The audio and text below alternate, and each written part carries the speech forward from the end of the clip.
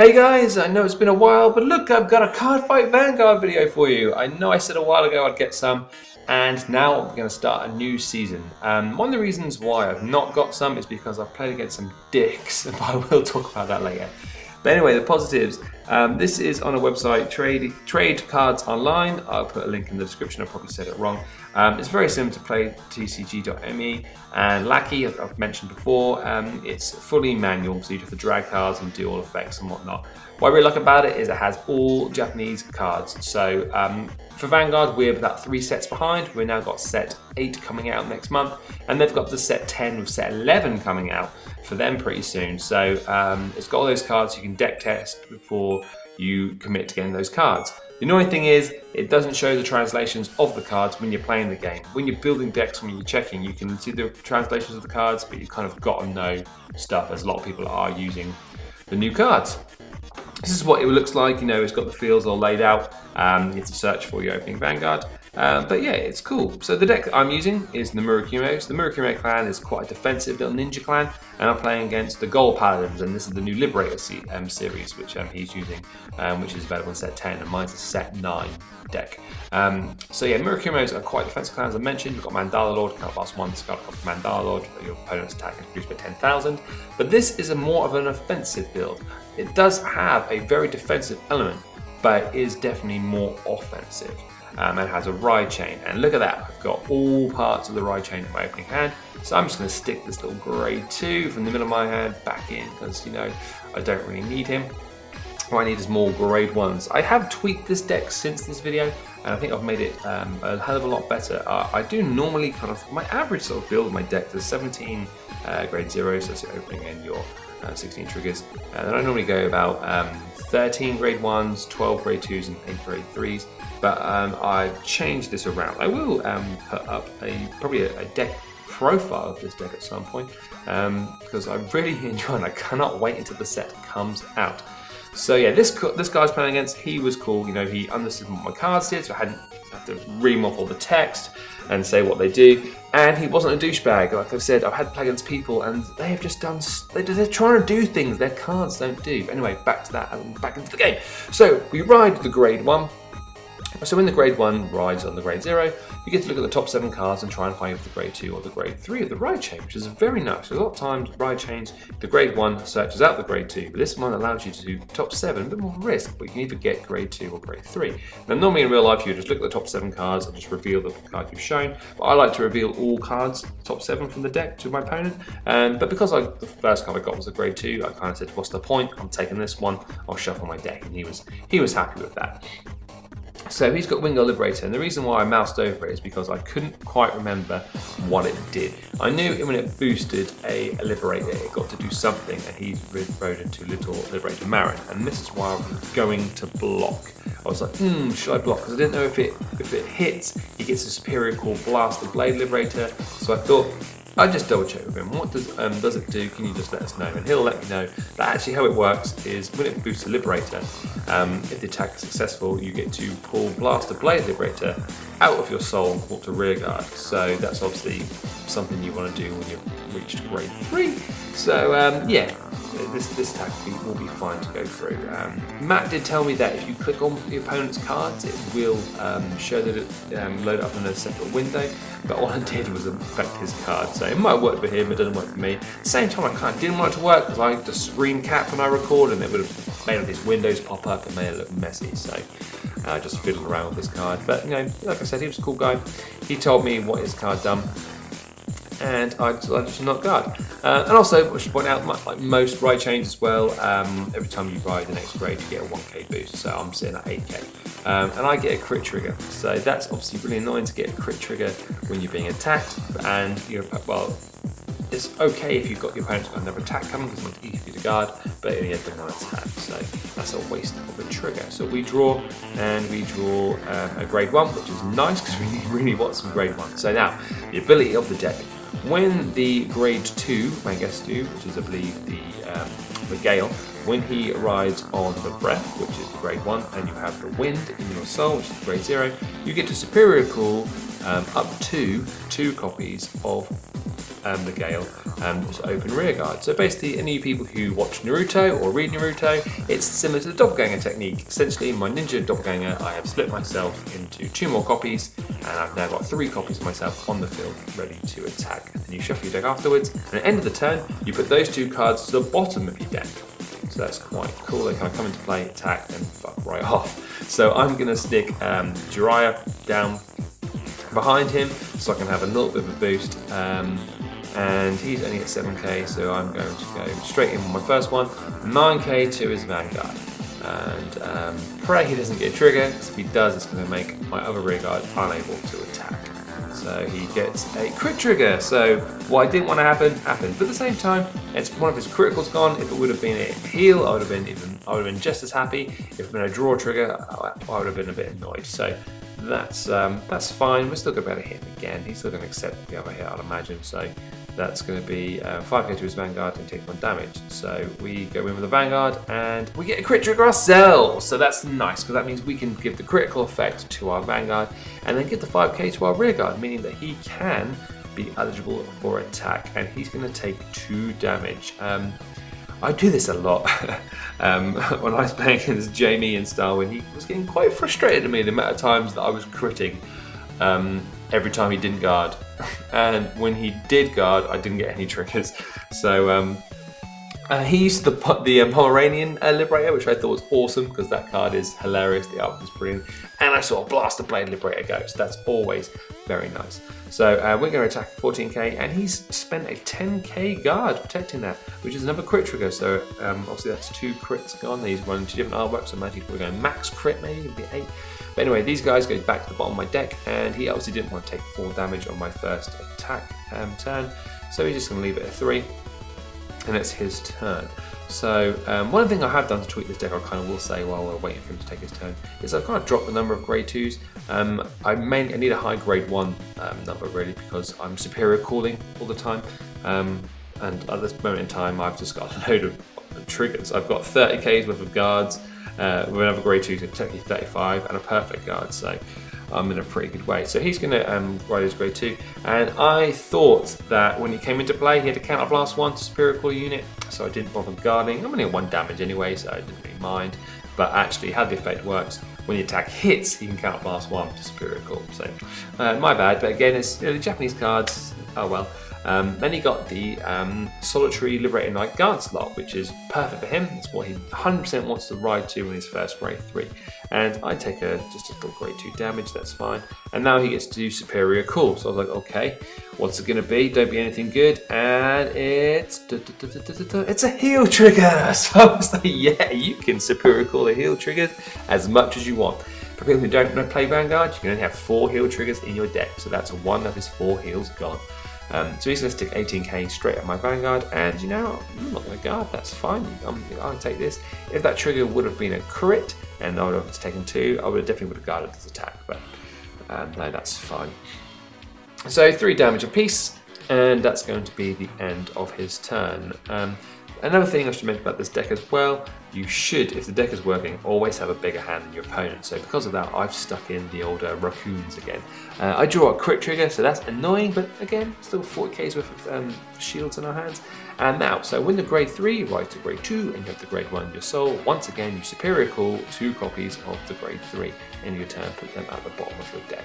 So it's always nicer going first with this deck. I mean, a lot of the time it is with most decks, but he's only got an 8 or a 9k Vanguard, so as long as he doesn't trigger, this is fine. And I keep looking at his Farron because I'm like, that has a 3k plus on it. Now that must mean that if you've got a Liberator, or maybe you've got either Alfred or Guardslot, it gets plus 3k when it attacks. So I'm gonna swing after that. I'm gonna weaken your defenses, you know. Also, the chances are if I go after his Vanguard first, he'll trigger, and therefore my other one can't attack.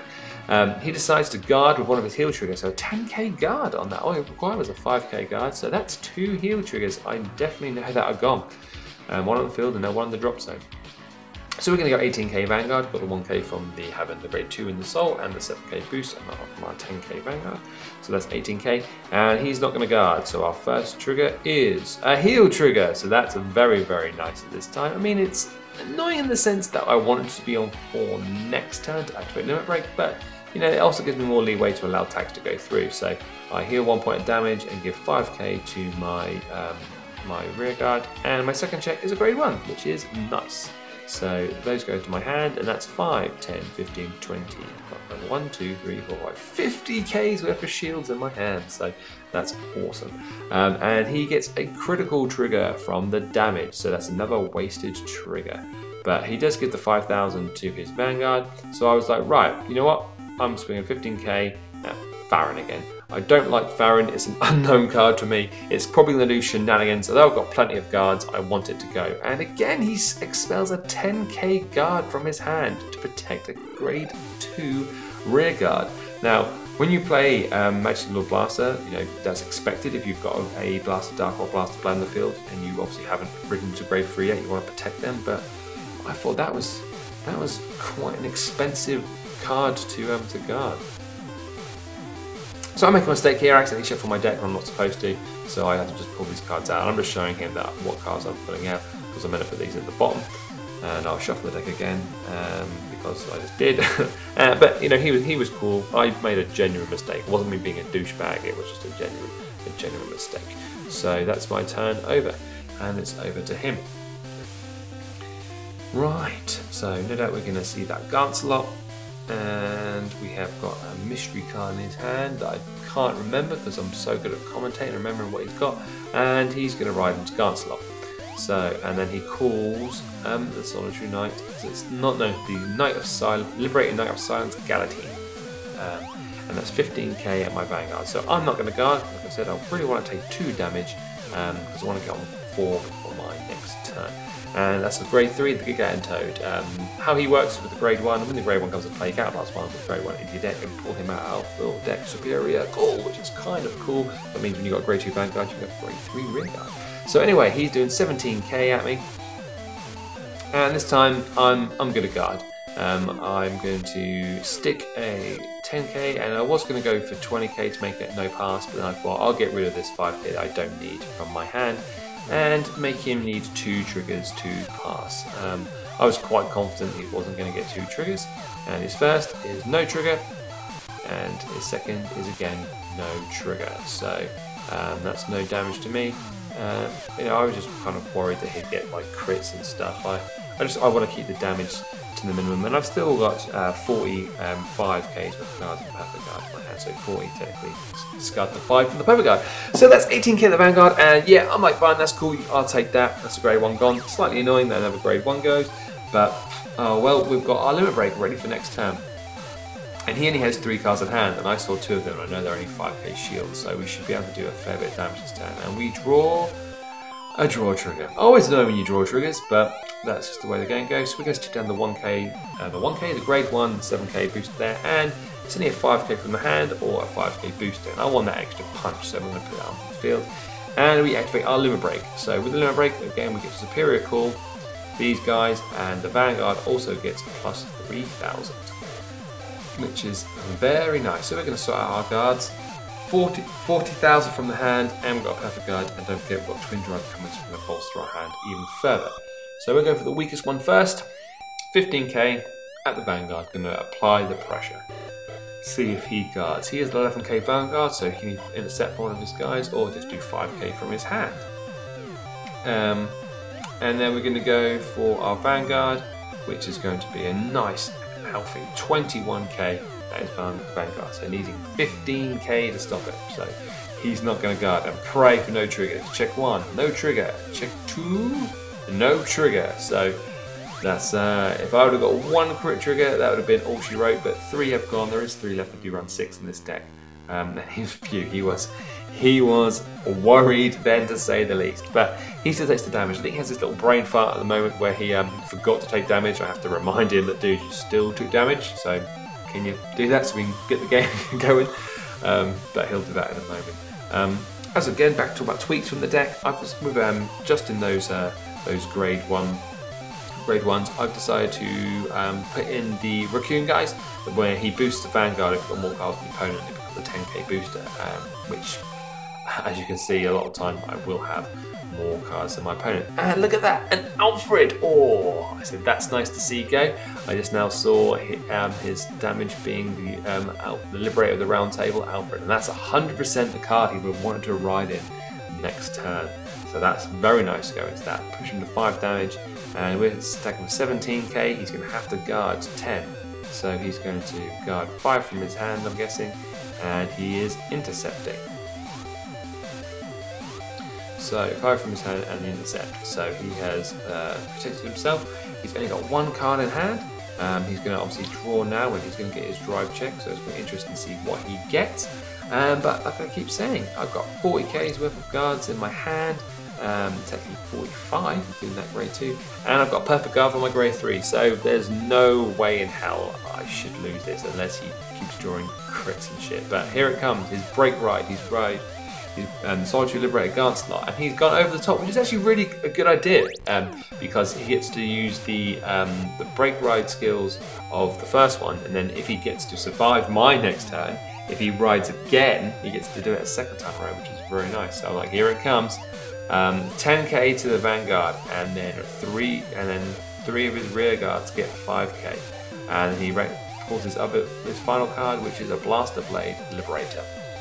So this is only going to be a little attack for 14,000, which we can deal with. I was tempted to let this one go, but I was like, yeah, that's fine. Just stick a 10 in the way.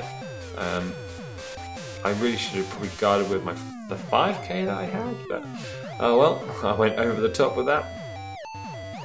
And now we're going to go with the big boy, the big attack. This is going to be, what, 30 something maybe? He's 11 plus his 10. Yeah, 33,000 to the Vanguard. So we're not taking no risks. We're not fucking around here. We're going to go straight for a perfect guard, and we're going to discard the grade 3. So that still means in our hand we have 35k's worth of shield. So even if he gets 2 triggers, we still should be okay. So first check is the little Pomeranian guy, and second check is another guy. So now I know that going into his hand is only 2 5k shields. So including his 2 intercepts, he has 20k's worth of guarding. So as long as I attack correctly next turn, I should be able to win. And here it comes, 27k. This was a nice strong one. So even if he would have got 2 triggers, that would have been 37k. I still would have been able to survive. So we're just going to take that and go through, just in case we don't win, because I never call final turn. I'll rant on about that in a moment. So we draw and we get another grade 2, and that's fine because we're going to Limit Break for the second time, and Superior Call. And he says this is final turn. So the reason why I don't call final turn is A, it's not cool, B, we're not living in the anime, and C, if you don't win, you look like a fucking idiot. I think there should be a rule that if you call final turn and you don't win, you should fucking instantly lose and give all your cards to your opponent and get punched in the face for being a dick. I really wished I was recording, but I was playing against, who was I playing? What deck was I playing against? I can't remember what deck it was. I think it was Kagero. The end deck, and I was using my Dimension Police, just the one that I had in real life, the Storm build, and he called final turn, and I basically did guard, got a heal trigger, survived, and then beat him next turn. So I was like, fuck you, pal. So anyway, Limit Break is activated, and we're swinging 15k to his Vanguard, so he can quite simply guard either an intercept from his hand, field, so he's going to guard. Excuse me, can I yawn? Oh, 5k from his hand! So, 21k from his Vanguard with Twin Drive coming, so he's got 2 intercepts in the 5k, so he's going to guard. No guard, he has no guard, sorry, and we Twin Drive, and we get a heal trigger. So he would have to basically use both his intercepts and a card from his hand just to protect himself, and I had my final attack. So just to make insult to injury, we heal a card, and now the game's going to waff out. Yep, so to pull on my triggers, and his final damage is a Lancelot. So that's all she wrote. I still had another attack, which would have been a nice 22,000. So there's no way that he could have been able to protect me. So that's how the Murakumos do it, man. We maintain a strong defensive hand with Even if they were all been 5k shields, we still would have been in a good way and just superior cool units. Didn't really see the full power of the Liberators, but like I said, I will probably do a deck profile of this deck. I'll talk about it, and I'm going to make more videos. So here's an awesome picture of Kamiri saying "fuck you, IG," for being a little derp. I love Kamiri. And yes, I hope you guys enjoyed this. Like, comment, and subscribe if you hadn't. And yeah, more Cardfight Vanguard videos on their way. Hope you guys enjoyed it. See you later. Bye.